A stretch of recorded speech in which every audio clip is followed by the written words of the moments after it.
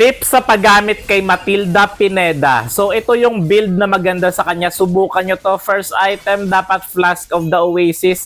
Partneran nyo to ng Favor Roaming Equipment para matindi talaga ang heal at shield na naibibigay ni Matilda Pineda. Bumibili rin ako ng Fleeting Time pero optional to. Depende sa inyo kung ayaw nyo nito, edi wag, edi don't, okay na yan. Pero maganda tong Fleeting Time para unli talaga ang ulti ni Matilda Pineda at syempre napakabilis ng cooldown ng kanyang mga skills at mabilis siya nakakuha ng assist. Ito ang aking full build sa aking main hero na si Matilda Pineda. Subukan nyo to mga lods at syempre dapat tandaan nyo na support lang si Matilda. Huwag kayong panay pitas ng kalaban. Assist lang, okay lang yun. Okay lang na mag-assist kayo at tulungan yung mga kampiyon. Hindi yung pinapatay nyo yung kalaban.